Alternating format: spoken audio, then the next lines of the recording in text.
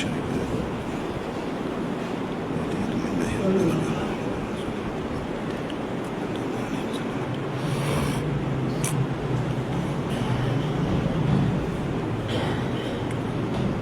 السلام علیکم ورحمۃ اللہ وبرکاتہ۔ الحمد للہ نحمده ونستعینه ونستغفره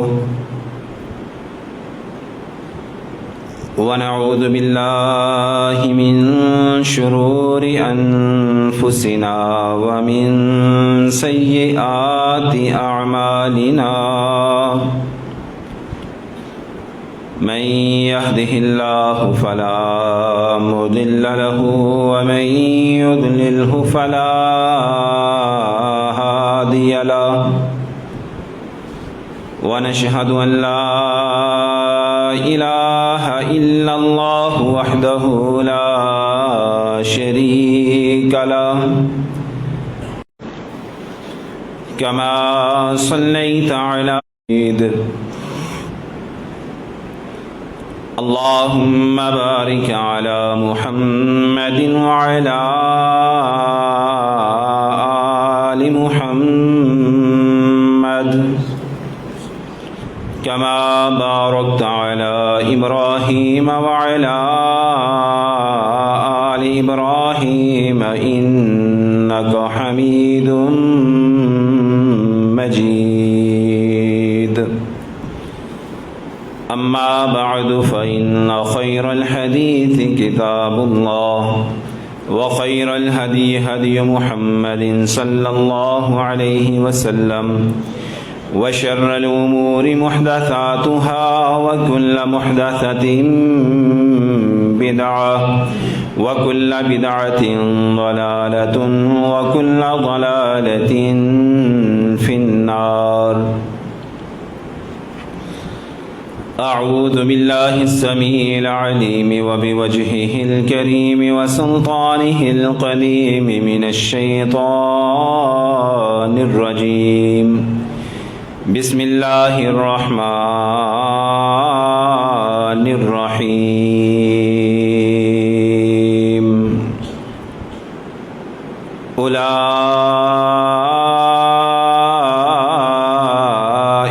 هم المؤمنون حقا۔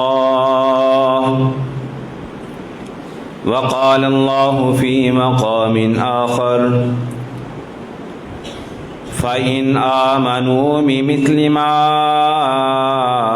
آمَنْتُمْ بِهِ فَقَدِ اهْتَدَوْا وَإِنْ تَوَلَّوْا فَإِنَّمَا هُمْ فِي شِقَاقٍ فَسَيَكْفِيكَهُمُ اللَّهُ وَهُوَ السَّمِيعُ الْعَلِيمُ۔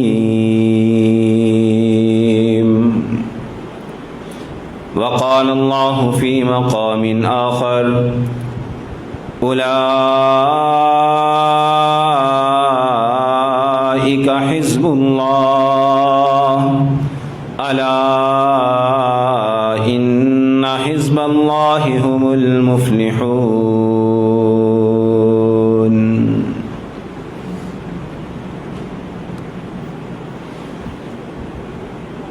ہر قسم کی حمد و ثنا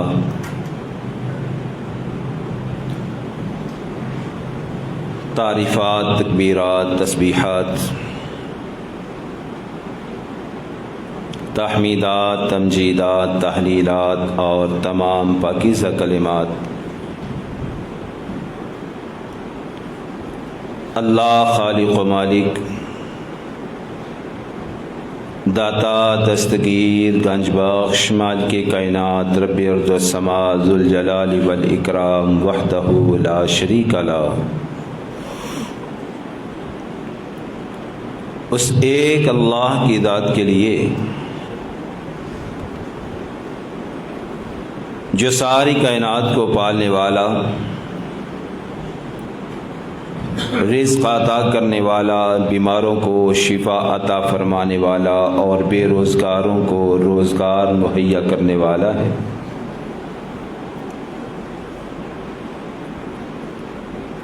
انگنت لا تعداد بے شمار بے حد و حساب درود و سلام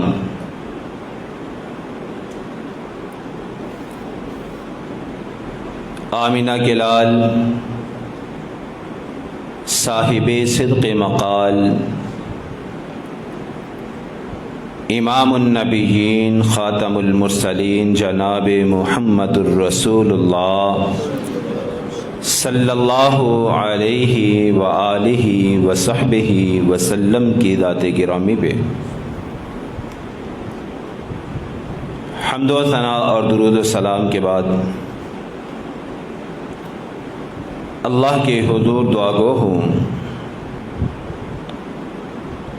کہ مالک کائنات ہماری آج کی اس حاضری کو اپنی بارگاہ میں قبول و منظور فرمائے اور اسی قبولیت کو ہمارے لیے نجات کا ذریعہ اور سبب بنا دے۔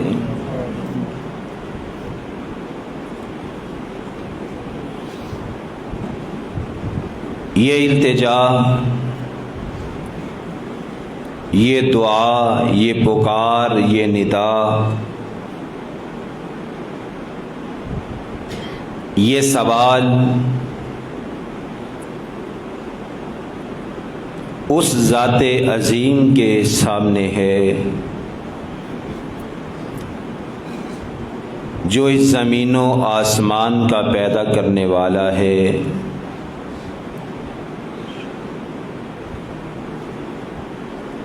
اس دنیا کائنات کا خالق ہے، مالک ہے، قادر ہے اور رازق ہے۔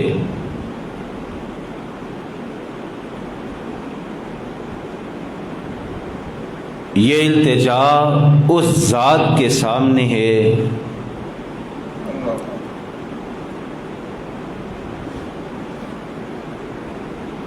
کہ اگر وہ ذات جلال میں آئے تو بڑی بڑی رعونت والے وہ بھی اس کے سامنے تھر تھر کانپیں، اور اگر اس کی رحمت جوش مارے تو بڑے بڑے گناہ گاروں کو ایک اشارے سے معاف کر دے اور اپنی رحمت کی چادر میں لپیٹ لے، تو یہ اختیار میرے اس اللہ کا ہے۔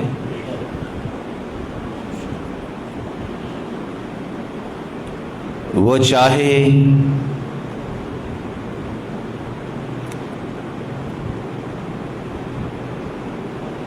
تو اس دنیا کائنات میں خزانوں کے منہ کھول کے لٹا دینے والوں کو پکڑ لے، وہ چاہے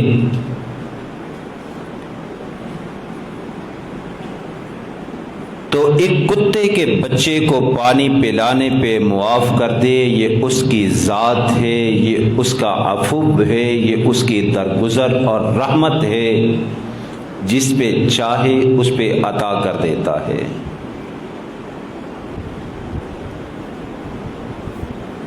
وہ اگر چاہے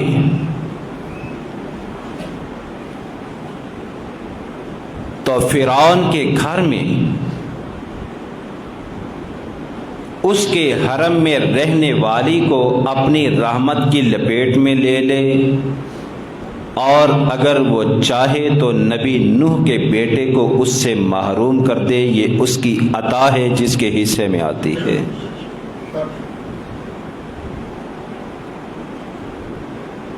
اس کی عطا ہے، وہ نوازتا ہے، وہ چاہے تو سگے تایا ابو لہب کو جہنم میں ڈال دے، اپنی رحمت سے محروم کر دے، اور اگر چاہے تو جانی دشمن ابو جہل کے بیٹے کو اپنی رحمت کی چادر میں لپیٹ لے، رحمت عطا کر دے۔ یہ اس کی مرضی ہے، جس کو چاہتا ہے اسے نواز دیتا ہے۔ لیکن یہ بات طے ہے کہ نوازتا اسے ہے جو اس سے رحمت کا سوال کرتا ہے. جو سوال نہیں کرتا اسے وہ نوازتا بھی نہیں ہے. دیتا اسے ہے جو اس کی رحمت کی تلاش میں رہتا ہے. جو اس کی رحمت کی تلاش نہیں رکھتا اسے وہ رحمت دیتا بھی نہیں.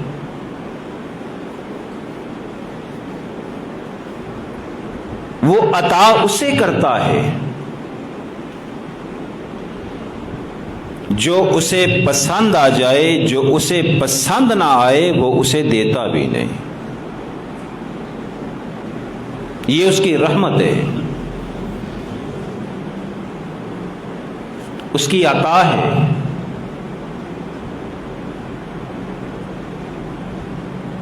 اس کی رحمت جوش مارے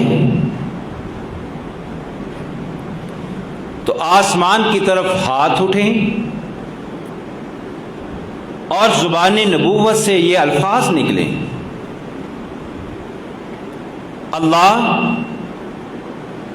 اسلام کمزور ہے، ابتدائی دور ہے، بڑے بڑے سردار ہیں، جاگیردار ہیں، زردار ہیں.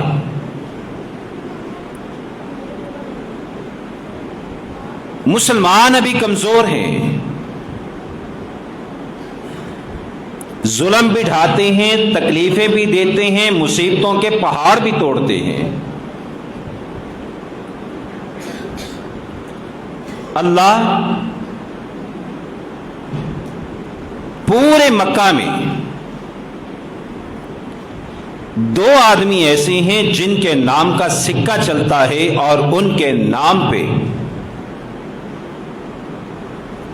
لوگ دبکتے بھی ہیں، لوگ ٹھہرتے بھی ہیں اور ڈرتے بھی ہیں. مولا، آج تیرا حبیب تجھ سے سوال کرتا ہے: اللہم اعز الاسلام بعمر بن الخطاب او بعمر بن حشام او کما قال صلی اللہ علیہ وسلم. اللہ، 2 بندے ہیں، ایک ابو جہل ہے، دوسرا خطاب کا بیٹا عمر ہے. ان دونوں کے ذریعے سے جس کے ذریعے تو چاہتا ہے اسلام کو عزت عطا کر دے. اور جامع ترمذی کی روایت ہے، آپ نے ان الفاظ سے یہ دعا کی: اللہم اعز الاسلام بأحب هذین الرجلین الیک بأبی جہل او بعمر بن الخطاب. اللہ، بندے 2 ہیں، ایک ابو جہل ہے، دوسرا خطاب کا بیٹا عمر ہے. دعا کے الفاظ پہ غور کیجئے. زبان نبوت سے جو الفاظ نکلے اور جو دعا نکلی. اب مقام اور دعا کرنے والی شخصیت اور ان کے الفاظ کو سامنے رکھیے. مقام ہے مکہ میں بیت اللہ الحرام، قبولیت کی جگہ. اور دعا کرنے والی شخصیت ہے امام الانبیاء صلی اللہ علیہ وسلم کی، کہ جن کی زبان سے حق کے علاوہ کچھ نکلتا ہی نہیں ہے. اور دعا بھی اللہ، 2 بندے ہیں جو تجھے پیارا لگتا ہے، جو تجھے محبوب ہے. بِأَحَبِّ هَذَيْنِ الرَّجُلَيْنِ، اللہ ان 2 بندوں میں سے جو تجھے زیادہ اچھا لگتا ہے، جو زیادہ محبوب ہے، اس کے ذریعے سے اسلام کو عزت دے دے. اللہ اکبر. اب یہاں پہ عرش الہی سے فیصلہ یہ ہوا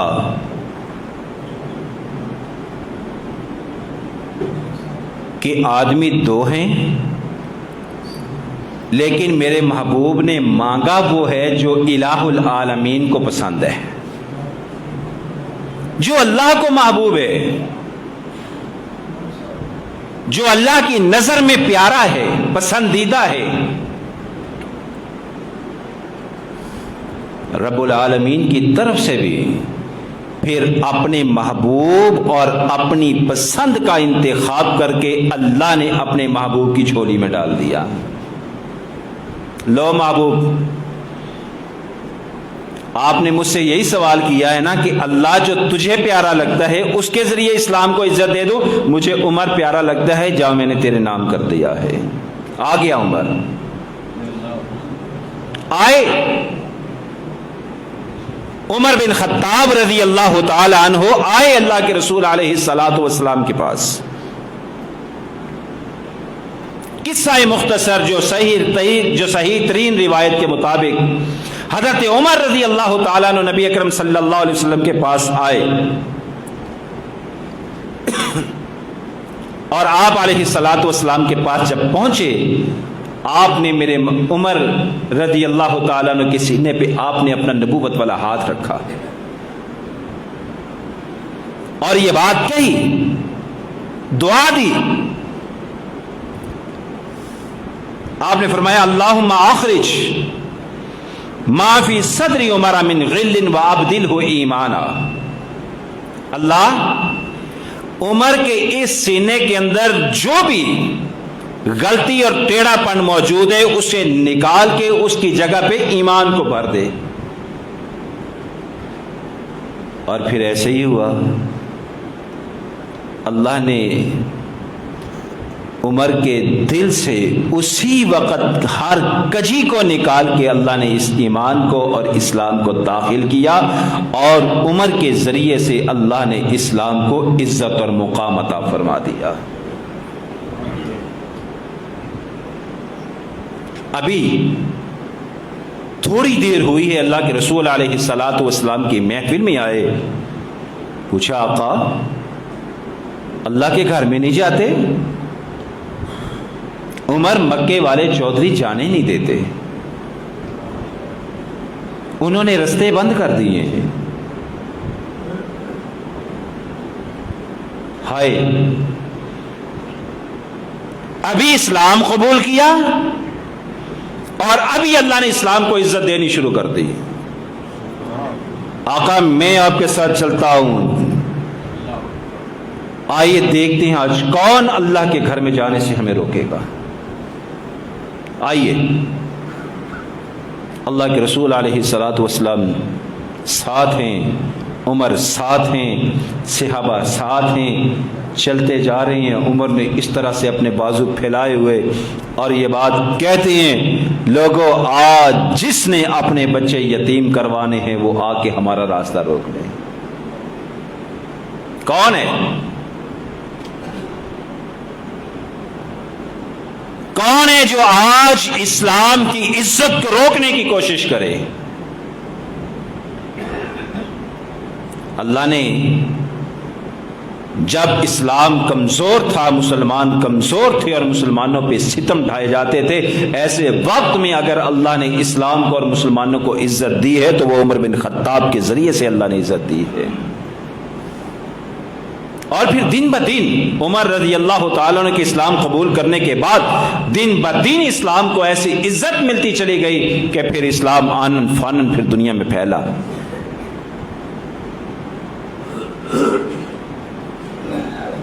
اور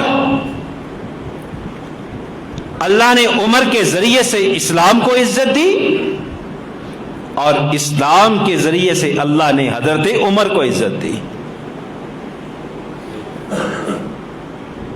بات پھر نوٹ کیجئے، اللہ نے حضرت عمر کے ذریعے سے اسلام کو عزت دی اور اسلام کے ذریعے سے اللہ نے حضرت عمر کو عزت دی۔ کیسے؟ آپ نے فرمایا عمر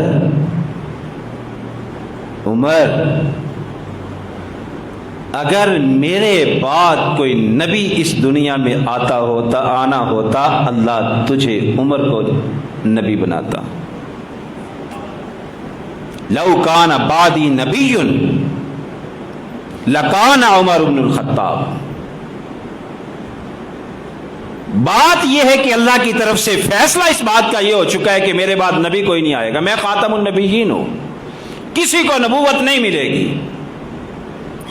اگر میرے بعد کسی کو نبوت ملنی ہوتی، نبوت کا تاج پہنایا جاتا، تو وہ کوئی اور نہیں بلکہ خطاب کے بیٹے حضرت عمر کو وہ تاج پہنایا جاتا. یہ اللہ نے اسلام کے ذریعے حضرت عمر کو عزت دی ہے، اور عزت ایسی تھی. اللہ کے رسول علیہ الصلوۃ والسلام فرماتے ہیں، عمر یار میں جنت میں جا رہا تھا، میں نے بڑا خوبصورت محل دیکھے، پوچھنے پہ بتایا گیا کہ یہ محل آپ کے ساتھی حضرت عمر رضی اللہ تعالیٰ عنہ کا ہے. حضرت عمر کہتے ہیں، آقا آپ نے باہر سے دیکھا کیسا؟ عمر بڑا ہی خوبصورت محل تھا. آقا آپ اندر نہیں گئے؟ نہیں عمر، میں اندر نہیں گیا، مجھے تیری غیرت یاد آ گئی، میں اندر گیا ہی نہیں.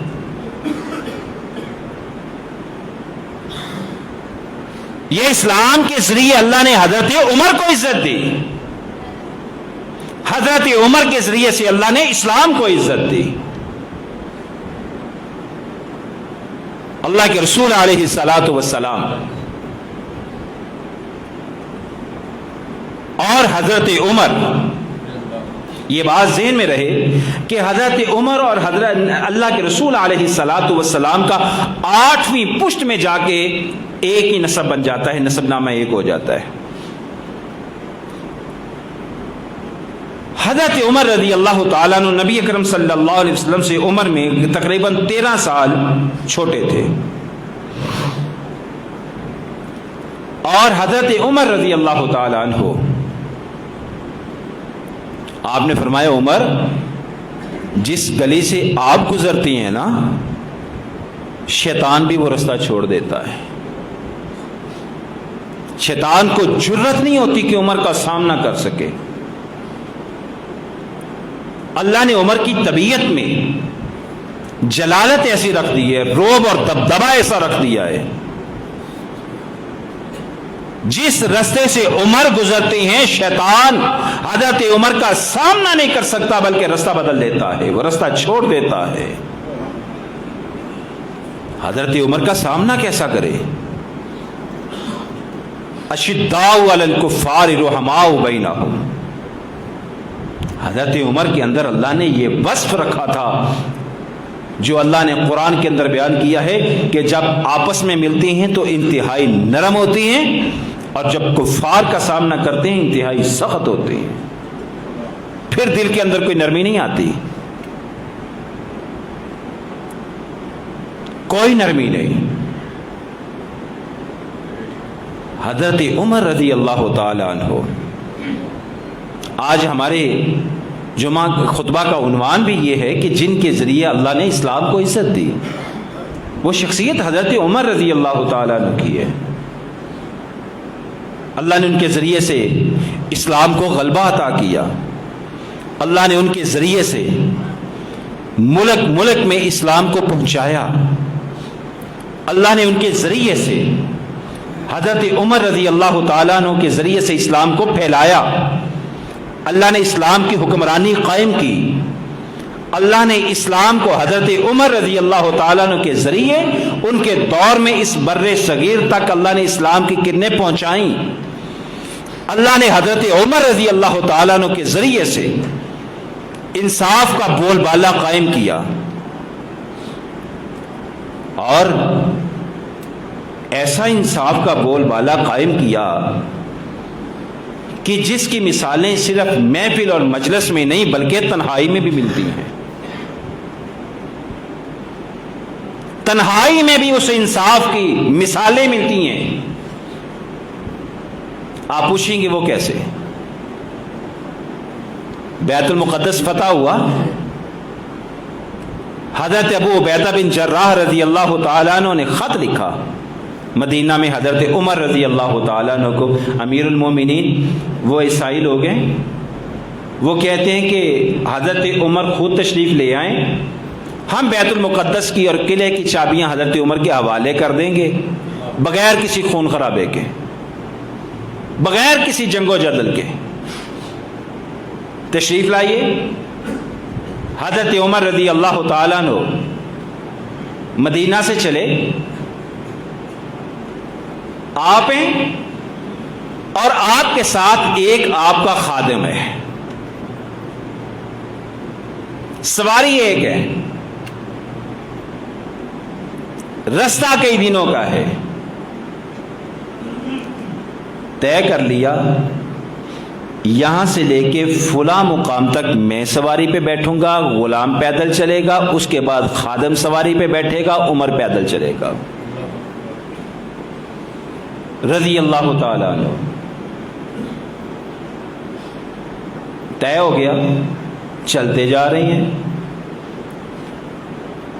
نہ وقت کے امیر المومنین خلیفۃ المسلمین اور 22.5 لاکھ مربع میل پہ حکومت کرنے والے عمر کے دل میں خیال آیا کہ میرے ساتھ کوئی پروٹوکول نہیں ہے، کوئی حفاظتی دستے نہیں ہیں، سواری بھی ایک ہے، میں پیدل چل رہا ہوں، خادم میرا سواری پہ سوار ہے، دل میں خیال ہی نہیں، کوئی احساس ہی نہیں اس بات کا، بس چلتے جا رہے ہیں۔ انصاف ایسا ہے، عدل ایسا ہے۔ شام کے قریب پہنچے، معاملہ یوں بن گیا کہ جب منزل آخری رہ گئی ہے اور حضرت عمر کے پیدل چلنے کی باری ہے اور خادم کے سواری پہ بیٹھنے کی باری ہے، خادم کہتے ہیں امیر المومنین ایسا کیجئے، ہم انجان لوگوں کے سامنے جا رہے ہیں اور سامنے بھی ان لوگوں کے جا رہے ہیں کہ جن سے ابھی ابھی ہم نے فتح حاصل کی ہے، فاتح کی حیثیت سے اور خلیفۃ المومنین کی حیثیت سے آپ کو سواری پہ سوار ہونا چاہیے، میں پیدل چلتا ہوں، آپ سواری پہ بیٹھ جائیں۔ حضرت عمر فرماتے ہیں نہیں، ایسا نہیں ہوگا، اگر آپ کے سواری پہ بیٹھنے کی باری ہے تو آپ ہی بیٹھیں گے، میرے پیدل چلنے کی باری ہے تو میں پیدل ہی چلوں گا۔ حضرات ایسے انصاف کی مثال قائم کی ہے، تنہائی ہے، تیسرا کوئی ساتھ میں ہے بھی نہیں، اگر چاہتے تو سواری پہ بیٹھ بھی سکتے تھے، خادم پیدل چلتا رہتا، نہیں۔ اور عزت و انکساری ایسی ہے دل کے اندر، اللہ نے ایسی تو نہیں نا ان کو اسلام کے ذریعے عزت دے دی اور اسلام کو ان کے ذریعے عزت دے دی۔ کہتے ہیں اگر آج آسمان سے آواز آئے نا،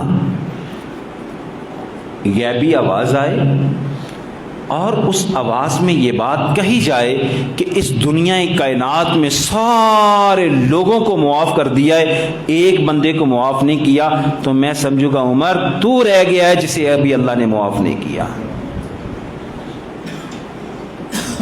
عمر وہ ذات ہے جسے ابھی اللہ نے معاف نہیں کیا۔ آنے والا آیا اور آیا روم سے، اور آیا اس مقصد کے لیے ہے کہ میں خلیفۃ المومنین سے جا کے ملاقات کر کے آؤں۔ مدینہ پہنچا، آ کے پوچھا جی میں نے امیر المومنین سے ملنا ہے۔ بتانے والا نے بتایا کہ جاؤ شہر سے باہر کسی درخت کے نیچے لیٹے آرام کر رہے ہوں گے۔ یہ 22.5 لاکھ مربع میل کا حکمران، جن کے ذریعے سے اللہ نے اسلام کو عزت دی، جو اسلام کی عزت کا سبب بنے، اپنے کردار کے لحاظ سے، اپنی گفتار کے لحاظ سے اور اپنے قول اور عمل کے لحاظ سے، اپنے فیصلوں اور عدل و انصاف کو قائم کرنے کے لحاظ سے۔ آیا آ کے دیکھا کہ حضرت عمر رضی اللہ تعالیٰ سر کے نیچے اینٹ رکھی ہے اور درخت کے نیچے بغیر کسی حفاظتی دستے اور بغیر کسی پروٹوکول کے بغیر ساتھ جو ہے نا وہ آرام کر رہے ہیں. تو اس نے ایک بات کہی اس رومی نے، اور رومی نے جو الفاظ کہے وہ تاریخ کا ایک حصہ بن گئے، شاندار الفاظ. کہنے لگا عدلتا فامنتا ونمتا یا عمر. عدلتا فامنتا ونمتا یا عمر. اے عمر، اگر اتنا بے فکر ہو کے تنہائی میں باہر اکیلا تو سو رہا ہے نا تو اس کے پیچھے تیرے انصاف اور امن کی وجہ ہے. تو نے انصاف کیا، عدل کیا، اور تیرے عدل کی وجہ سے اس روئے زمین پہ امن قائم ہوا، جس کی وجہ سے آج آرام کی نیند تو سو رہا ہے. حضرت عمر رضی اللہ تعالیٰ عنہ، نبی اکرم صلی اللہ علیہ وسلم، آپ نے فرمایا لوگو آج میں نے خواب دیکھا. آئیے حضرت عمر کی ایمان کی بھی بات سن لیجئے. اللہ کے رسول علیہ السلام فرماتے ہیں لوگو آج میں نے خواب دیکھا. یہ بات طے ہے کہ نبی کا خواب جو ہے وہ بھی وحی ہوتی ہے. میں نے خواب دیکھا. آقا کیا خواب دیکھا؟ آپ نے فرمایا کہ ایک کنویں کے پاس ہے، اس کنویں میں سے جتنے ڈول میں نے نکالے تھے وہ نکالنے تھے وہ نکالے. اس کے بعد وہ ڈول حضرت ابو بکر کے ہاتھ میں آیا. حضرت ابو بکر نے بڑی نکاحت کے ساتھ، کمزوری کے ساتھ اس میں سے 2-3 ڈول نکالے، اور اس کے بعد وہ ڈول حضرت عمر کے ہاتھ میں آیا. ڈول کا سائز بھی بڑا ہو گیا اور عمر نے تیزی کے ساتھ کنویں میں سے پانی نکالنا شروع کر دیا. صحابہ نے پوچھا اللہ کے رسول صلی اللہ علیہ وسلم اس کی تعبیر کیا ہے اس خواب کی؟ آپ نے فرمایا لوگوں اس خواب کی تعبیر یہ ہے کہ عمر کے دور میں اللہ اسلام پھیلے گا، اسلام ترقی کرے گا. اور حضرت عمر کا ایمان، آج کہنے والے بد زبان لوگ حضرت عمر رضی اللہ تعالیٰ عنہ کے ایمان کے اوپر بد زبانی کرتے ہیں. میں نام نہیں لیتا کسی کا، جانتے آپ بھی ہیں، لیکن یہ بات طے ہے جن کی رگوں کے اندر پاکیزہ ماں باپ کا خون دوڑتا ہے وہ حضرت عمر کے بارے میں بد زبانی نہیں کرتے، صحابہ کے بارے میں برے الفاظ نہیں بولتے. صحابہ کے گریبان پہ ہاتھ ڈالنے والا وہ ہوگا جس کی رگوں کے اندر غلیظ خون دوڑتا ہوگا.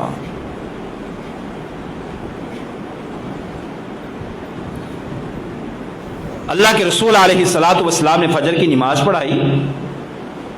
نماز پڑھا کے آپ نے صحابہ کی طرف اپنے رخ مبارک کو پھیرا، اور اس محفل میں حضرت ابو بکر بھی موجود نہیں ہے، حضرت عمر بھی موجود نہیں ہے.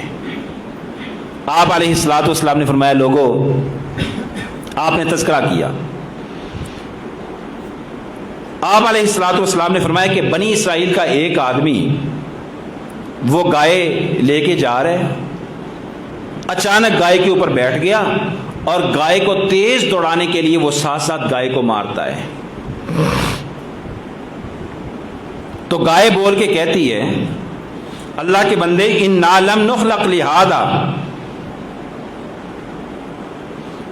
ہمیں اللہ نے اس لیے پیدا نہیں کیا کہ آپ ہمارے اوپر بیٹھیں اور ہمیں ماریں. انما خلقنا للحرث، اللہ نے ہمیں تو کھیتی باڑی کے لیے پیدا کیا ہے. صحابہ کرام حیران ہو کے سوال کرتے ہیں اللہ کے رسول صلی اللہ علیہ وسلم کیا گائے بولی؟ آپ نے فرمایا ہاں گائے بولی. उमिन बिहादा अना व अबू बकर व उमर वमा हुमा। इस महफिल में अबू बकर और उमर मौजूद नहीं, लेकिन अल्लाह के रसूल अलैहिस्सलातु वस्सलाम को अबू बकर और उमर के ईमान पे इतना इत्मीनान है, आप फरमाते हैं सहाबा अबू बकर उमर यहाँ पे मौजूद नहीं, लेकिन मैं इस बात की गारंटी देता हूँ कि इस गाय के बोलने के ऊपर मैं अबू बकर और उमर ईमान लेके आए हैं। हम मानती हैं, तुम हैरान होकर सवाल करते हो, अबू बकर और उमर और मैं इस बात के ऊपर ईमान लेके आए हैं। अल्लाह के रसूल अलैहिस्सलातु वस्सलाम को हज़रत उमर के ईमान पे इस कदर इत्मीनान था कि जो बात कह दी, हज़रत उमर एक बाल की नोक के बराबर भी उससे आगे पीछे नहीं हो सकते। कई मरतबा ऐसा होता, अल्लाह के रसूल अलैहिस्सलातु वस्सलाम फरमाते हैं, आज मैं जा रहा था, मैं था, मेरे साथ अबू बकर और उमर थे। आज हम फुला जगह पे गए, मेरे साथ अबू बकर और उमर थे। आज हम फुला जगह पे गए, मेरे साथ अबू बकर और उमर थे। और अल्लाह ने हजरत अबू बकर और उमर रजी अल्लाह तआला अन्हु की अल्लाह के रसूल अलैहिस्सलातु वस्सलाम के साथ कई एक मामलात के अंदर ऐसी मुमासलत मिलती है, कई एक मामलात के अंदर आप अलैहिस्सलातु वस्सलाम, एक मुमासलत का जिक्र करता हूं। अल्लाह के रसूल अलैहिस्सलातु वस्सलाम जिस रोज़ा अक़दस के अंदर, रौज़तुम मिन रियादिल जन्नह में, हुजरा आयशा में अल्लाह के रसूल अलैहिस्सलातु वस्सलाम मदफून है, उसी रोज़ा में, उसी जगह पे हज़रत अबू बकर और उमर भी मौजूद हैं। और आप अलैहिस्सलातु वस्सलाम ने फरमाया, क़यामत का दिन होगा, सबसे पहले अपनी कब्र से मैं उठूंगा, मेरे साथ फिर अबू बकर और उमर उठेंगे, फिर बकी वाले उठेंगे, फिर आम लोग उठेंगे, और मुमासलत ऐसी। आपने फरमाया कि हौज़े कौसर पे मैं हूँगा और मेरे साथ अबू बकर और उमर भी होंगे। हज़रत उमर रज़ी अल्लाह ताला अन्हु, आखिरी बात, हज़रत ज़ैद रज़ी अल्लाह, हज़रत हुज़ैफ़ा बिन यमान रज़ी अल्लाह ताला अन्हु को बुलाया हज़रत उमर ने और फरमाया, हुज़ैफ़ा, वो अल्लाह के रसूल सल्लल्लाहु अलैहि वसल्लम ने जो वो एक हदीस सुनाई है ना, जिसका आपको पता है, जिसके अंदर आप सल्लल्लाहु अलैहि वसल्लम ने फितनों का तज़किरा किया है कि फितने ऐसे आएंगे जैसे ठाठे मारते हुए समंदर होते हैं, वो हदीस तो मुझे सुनाओ। हज़रत हुज़ैफ़ा कहते हैं, उमर परेशान ना हो, उस हदीस का और उन फितनों का आपकी ज़ात के ऊपर कोई असर नहीं है। हुज़ैफ़ा वो क्यों? हज़रत हुज़ैफ़ा रज़ी अल्लाह ताला अन्हु फरमाते हैं, हज़रत उमर जी, उसकी वजह यह है, उन फितनों के दरमियान और आपके दरमियान एक दरवाज़ा ऐसा है कि वो दरवाज़ा बंद है, आपकी ज़ात के ऊपर उन फितनों का कोई असर नहीं है। हज़रत उमर सवाल करते हैं, हुज़ैफ़ा, सिर्फ इतना बता दो कि वो दरवाज़ा खोला जाएगा या उस दरवाजे को तोड़ा जाएगा? हज़रत हुज़ैफ़ा अर्ज़ करते हैं, हज़रत उमर जी, उस दरवाजे को तोड़ दिया जाएगा, उस दरवाजे को तोड़ दिया जाएगा। और हज़रात, ये बात तय है, अमन और फितनों के दरमियान जो दरवाज़ा था वो हज़रत उमर की शख्सियत का दरवाज़ा था। वो दरवाज़ा टूटा, तोड़ा गया, और जब हज़रत उमर रज़ी अल्लाह ताला अन्हु जैसे उस मजबूत दरवाजे को तोड़ा गया, फिर फितने आए, ऐसे आए, फिर उमड़ती चले आ रहे, आज तक उन फितनों को रोका नहीं जा सका। गोया के अमन की इलामत इस दुनिया कायनात में, इस रुए जमीन के ऊपर अगर थी तो वो हज़रत उमर की ज़ात थी। हज़रत उमर के ज़रिए से अल्लाह ने इस ज़मीन के ऊपर अमन को कायम किया था। उमर इस दुनिया से गए, साथ अमन भी रुखसत हो गया। फिर फितने आए और फितने आते चले जा रहे हैं। और इंतहाई अफसोस की बात, आज जो लोग हज़रत उमर की ज़ात पे, हज़रत उमर के गिरबान पे बदतमीज़ लोग हाथ डालते हैं, انہی لوگوں نے حضرت عمر کے قاتل کو اپنے شہر میں اور اپنے ملک کے اندر پناہ دی ہوئی ہے۔ حضرت عمر رضی اللہ تعالیٰ عنہ کا جو قاتل تھا فیروز ابو لولو، عیسائی تھا، نصرانی۔ جائیے، سوشل میڈیا کا دور ہے، ہر آدمی کی فنگر ٹپس کے اندر پوری دنیا پڑی ہوئی ہے۔ یوٹیوب پہ سرچ کیجیے ابو لولو فیروز کا مزار، آپ کو ایران کے شہر میں ملے گا، اور اس کے اوپر بابا شجاع کا نام اسے دیا ہوا ہے، بہادری کا بابا۔ جن لوگوں نے حضرت عمر رضی اللہ تعالیٰ عنہ کو شہید کیا اور اس دنیا سے امن کو رخصت کیا، آج وہ لوگ اس آدمی کو خود پناہ دے کے، اس کا مزار بنا کے اس کو پوجتے بھی ہیں، اس پہ حاضری بھی دیتے ہیں، لیکن یہ بات یاد رہے ان کے اس گھنونے فعل سے حضرت عمر رضی اللہ تعالیٰ عنہ کی عزت اور شان میں ذرا برابر بھی فرق آتا نہیں۔ اللہ نے اسلام کو عزت دی عمر کے ذریعے سے، اور عمر کو عزت دی اللہ نے اسلام کے ذریعے سے۔ رضی اللہ عنہم ورضوا عنہ، اللہ حضرت عمر اور دیگر صحابہ کرام علیہم الرضوان کی قبروں پہ کروڑ رحمتوں کا نزول فرمائے، اور مولا کریم ہمیں صحابہ کرام کے نقش قدم پہ چلنے کی توفیق عطا فرمائے، اور قیامت کے دن اللہ ہمیں نبی کریم علیہ الصلوۃ والسلام اور آپ کے مبارک صحابہ کا اللہ ہمیں ساتھ عطا فرمائے۔ وآخر دعوانا ان الحمد للہ رب العالمین۔